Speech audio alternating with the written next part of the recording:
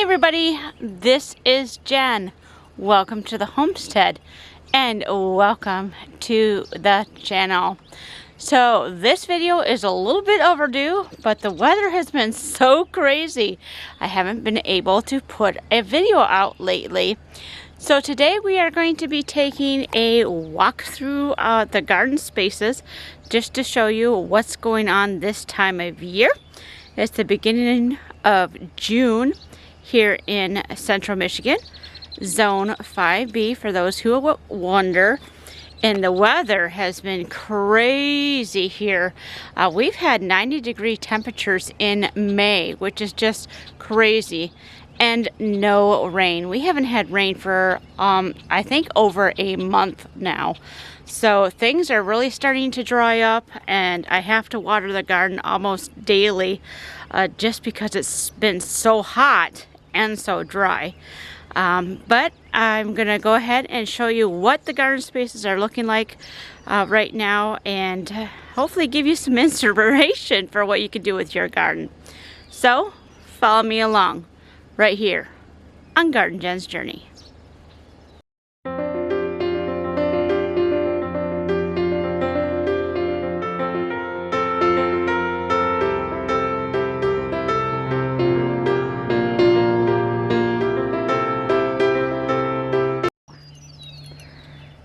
So here's a look at my two beautiful girls.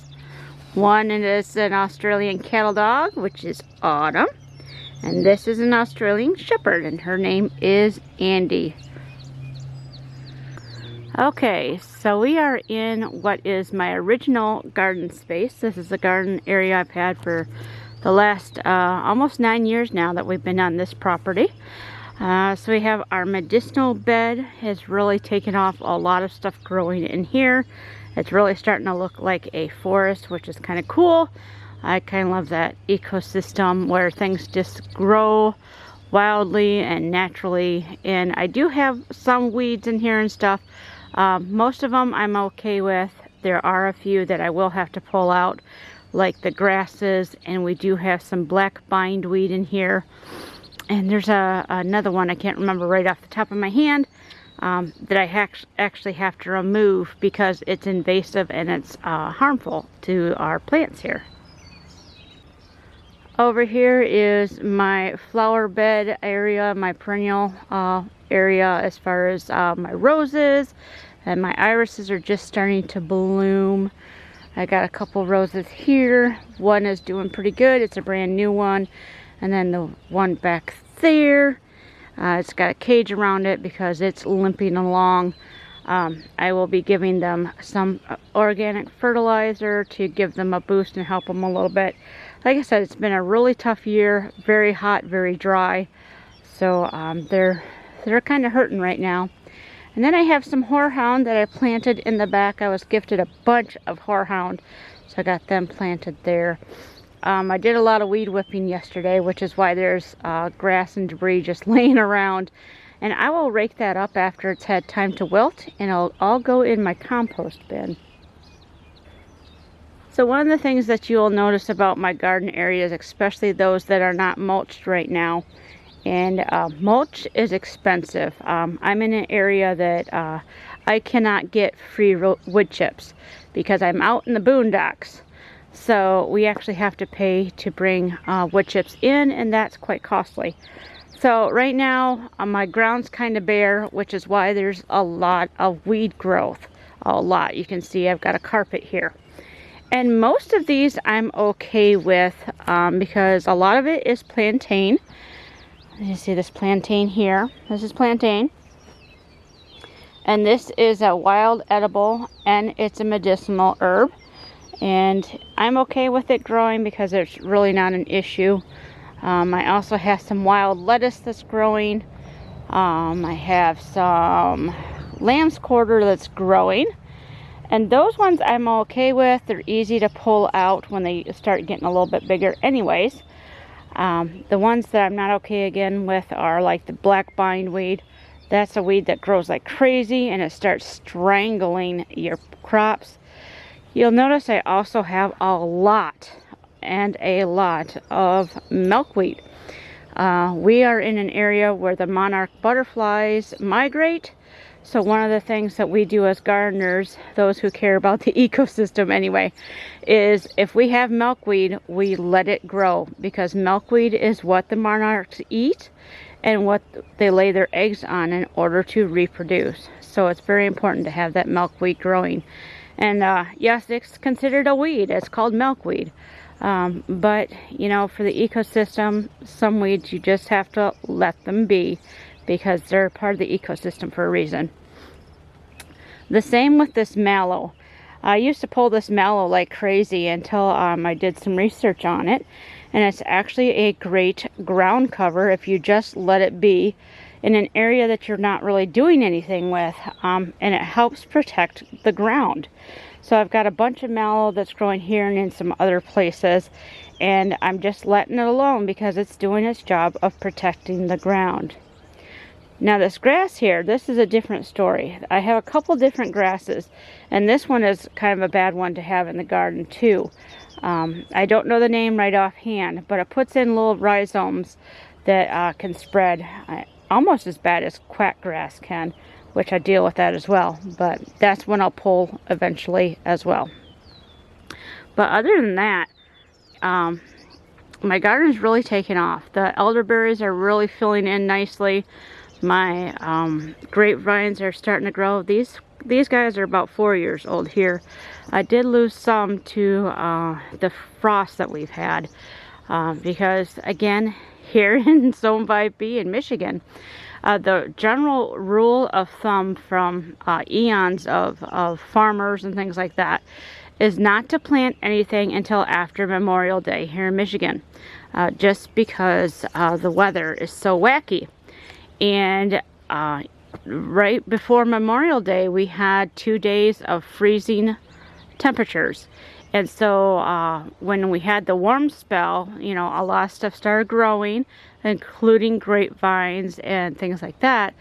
And then we had 2 days of frost right in a row, and it killed off that new growth. So it just shows you that you should not plant anything until after Memorial Day, when temperatures start stabilizing a little bit more in our area. Okay, so yeah, this used to be our main garden for 9 years. And then last year we put it on a sabbatical rest. We didn't do any gardening with it. And we have a brand new garden area that we actually grow our food crops in for most of the part. So this year what I did with this area is this is now a fruit garden basically. I have berry bushes, quite a few of them. I have blackberries right here. I have fall gold raspberries in the back. Then I've got some blueberries that are planted here. Some more raspberries along the back, and then some more blueberries. You'll notice I have quite a few plants in pots. I do sell seedlings that I grow at the farmer's market. So that's why you see a lot of things in pots. This is a brand new addition this year. I never thought I'd be growing these guys. But when I saw them at the farmer's market, I knew I had to put them in here for my butterfly friends. This is a type of dahlia. And I was never going to plant dahlias because I didn't want to have to deal with having to dig them up every year. But I do that with my canna lilies now, so here we are. We now have dahlias in the garden. Kind of cool. So yeah, bunch of weeds. I'll pull some of this out and dry. I have a lot of wild lettuce growing, which is really cool. Great medicinal herb and wild edible. And then my echinacea in the back there. But this grapevine here, this is only a year-old grapevine as far as when I planted it in the ground. That's what really took a hit when we had the frost this year. So you can see all the dead stuff right there. But it does have brand new growth down at the bottom. So I'm hopeful that that one will make it. We shall see. One of the major investments I made this year was to buy some shade cloth to put over our greenhouse. Our greenhouse was easily getting over 100 degrees, even if it was only 60 degrees outside, just because of how much solar energy it absorbs during the day. So now with the shade cloth, it gets up to about 90 degrees in there if it's a really, really sunny day. And I have to keep the fans going constantly. But this time of year, I'm really not growing anything in there. I'll probably put some peppers in there in a little bit after I get some more of my peppers planted. But yeah. But yeah, this is, I got this from Amazon, pretty decent price. I got like 4 or 5 shade cloths, so it was an investment because I use them for other areas in my garden, including crops that I want to keep covered that can't deal with full sun, because most of my property is full sun. So I have to make shade areas.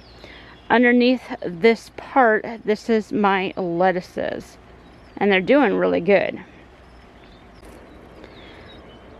Just to give you an idea what my lettuces are starting to look like, and it's time to actually harvest them for the farmer's market, which is really, really cool. So another thing that is new about this space is the arbor that we have going across here. So what the arbor is for the hops, because we took down the old fencing we had for the chicken coop, and I wanted to be able to keep the hops where I can harvest it a little better. More at my height, so to speak. But you can see just in the beginning of June here how much this hops has grown. And it grows lots and lots of vines. Lots and lots of vines. And in this type of plant, they're actually called bines with a B, which is interesting. But anyway, it's just what it's called. So yeah, they throw out lots and lots of vines, and they grow very long vines, 20 to 40 feet. So I wanted a trellis that I could make them go across instead of up 20 to 40 feet to make this easier to harvest. And eventually this will provide almost enough shade for my lettuces where I won't need the shade cloth. But for now, we're just letting it go. This is the other end of that trellis, and we're actually growing pole beans up this side. And these are yard-long pole beans, a brand new bean variety that everybody tells me I need to try. So we're putting them on this trellis this year just to try them out. Okay, so we're looking back towards the first garden that we were just in. This is where our chicken coop and run used to be, and it looks so much different now without the chickens in it, without the run and everything else going on. This has actually now become my orchard, and we still have some more plants to plant in here eventually, but we're getting there. I have a couple apple trees and a couple of peach trees in it, and they're doing very well. And then I also have all my elderberry plants growing, and they're doing very well. And my young willow here, and it's doing very well.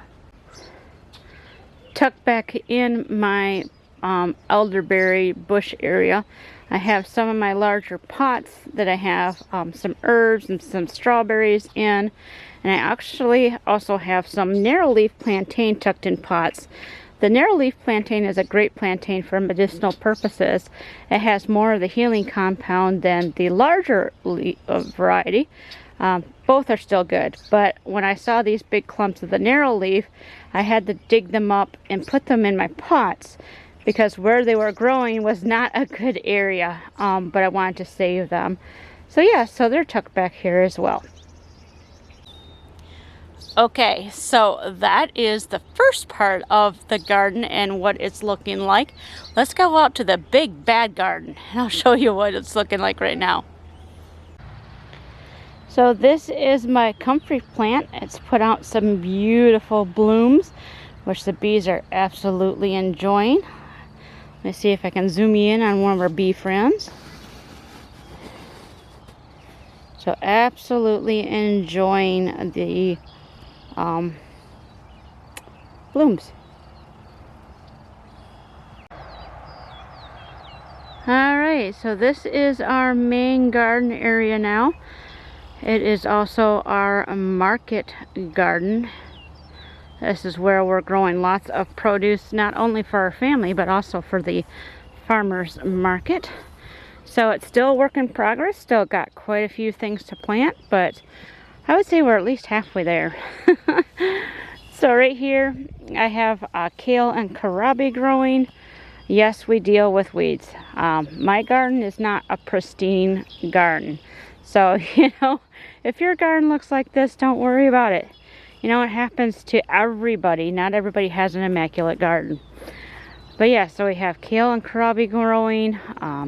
Also have some carrots. I made sure I have lots of flowers. Lots and lots of flowers planted in here. It helps bring in those beneficial pollinators and gives them something to have when your vegetables don't have flowers on them yet. So I have marigolds, and then I have lemon balm, or not lemon balm, excuse me, lemon bee balm planted as well. I have snapdragons, gaillardia. I have lots of stuff planted in here as far as different flowers to help, again, with the pollinator friends. But we've got peppers planted. I have eggplants. You can't really see them on the other side of the carrots there. So a lot going on. We started putting some mulch down as we get it, but again, mulch is very expensive. So we just do it in little bits and pieces. So I have over here, I have lots and lots of tomatoes planted along the trellis here.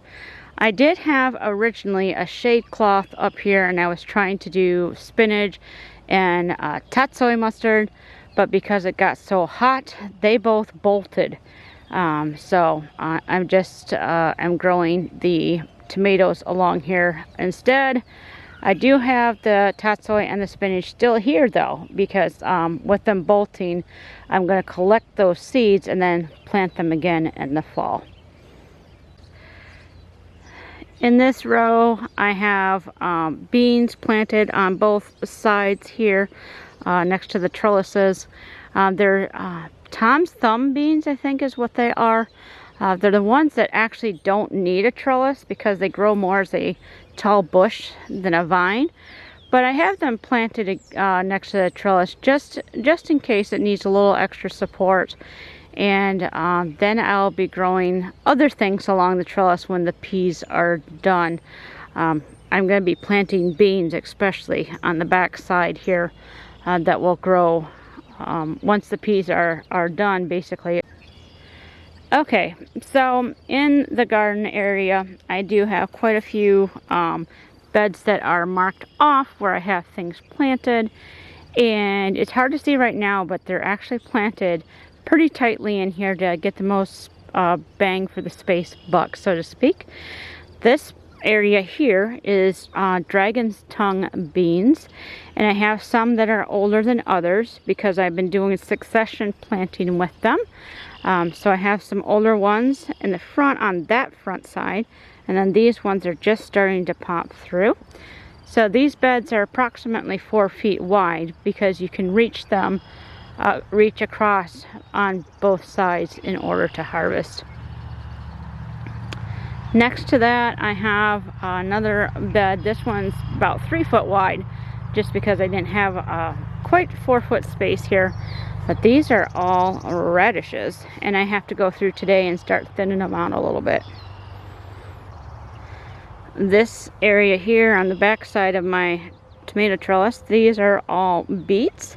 They are just starting to come up, so it's kind of hard to see them right now. Alright, so this space here I've been working slowly on. I've been getting rid of all the weeds here by hand because my husband's the one who runs the rototiller, but with him working, he's not able to do that for me, so I've been doing it by hand, slowly and surely. But in this spot we have our squashes planted. I have zucchini and yellow squash, and also my potatoes are in here as well. This is one of the things that the wacky weather left its mark on, so to speak, is I had planted, these were originally rows, like hilled rows of potatoes. But with the weather, most of them did not grow in this section here. I have some up here where all the grass is. Those ones are doing a little bit better. But anyways, so I counted my losses, so to speak, and where I didn't have potatoes growing, I went ahead and just tilled up and made spots for my squashes that don't need to be trellised. But yeah, I think in this space here, I think I have like 5 mounds of potato plants, because the rest just did not grow. They rotted. And it's kind of sickening, but because I had 4 20-foot rows planted with potatoes. So that's quite a bit of loss on that. But again, it is what it is. This is what we deal with. And so instead of crying about it, we try to just figure out something else to do. And oh my, I have to tell you right now, as I'm shooting this video, I am like, wow, really excited. I'm actually getting rained on. It's amazing. There was not rain in the forecast, but it's starting to drizzle a little bit, which is cool. Like I said, we haven't had rain in over a month. So along every row edge is where I planted my calla lilies. Or canna, excuse me, these are canna lilies. I have quite a few of them, and when they flower, they're really going to be pretty.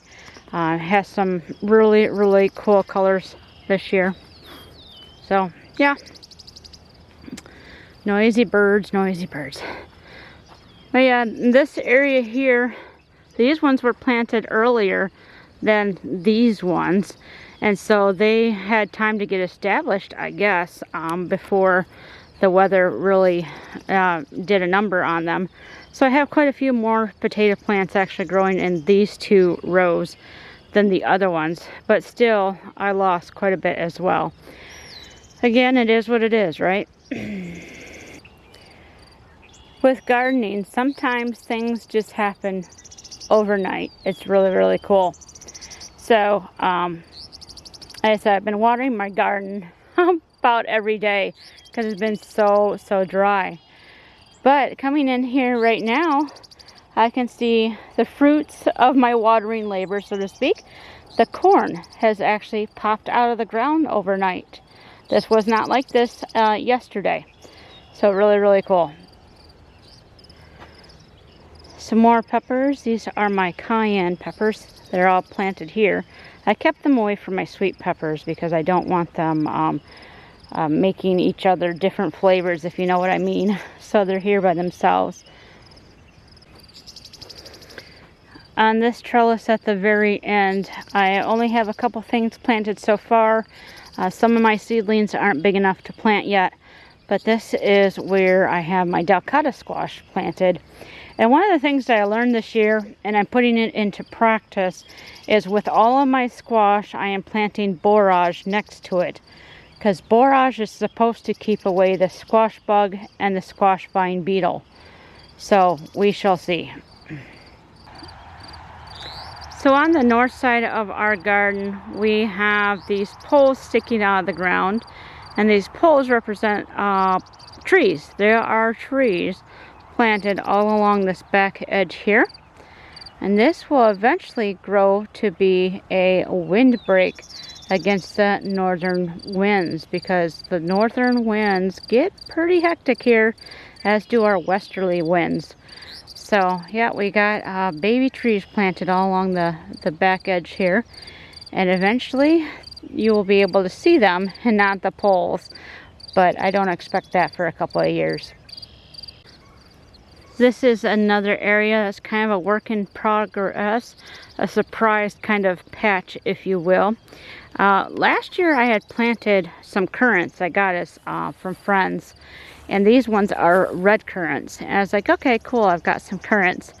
Well, one of my neighbors actually owns a currant and gooseberry farm, and so I was able to get some more currants. I have some black and some more red, and I actually also have a yellow one.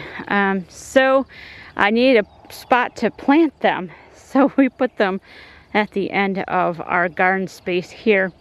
And as you can see, this area is not rototilled or anything. I try to keep it mowed, but for now we're just mulching around the plants themselves. And when I have time, maybe I'll actually make this look like a garden space. I don't know right now. We got so many other things going on. But another spot that I wasn't really planning on was this spot right here, which is next to it.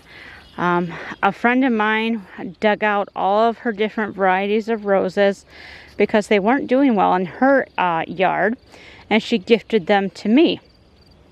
And originally, when I started planting them, I had over 20 different plants, 20 different rose plants that I ended up planting in these 2 rows here. And so far, all these sticks mark the different roses. I have basically 16 roses that are actually growing right now out of the 20. So that's pretty good odds if you're into that kind of a situation there. But I will be giving all of my roses some food to help boost them a little bit this year. But I'm just really thankful for all the little surprises I've been getting for the garden spaces. Alright, so that is the walk through the garden spaces here on the homestead in the beginning of June 2023. We have a lot going on, a lot more to do. We've had successes and we've had failures. But that's all part of the journey. And that's why this is called A Journey on the Homestead. If you haven't, please go ahead and click the subscribe button down below. Love to have you along on this journey so you can see how the garden spaces evolve during the year and through the years as time goes on, and also other things we do right here on the homestead.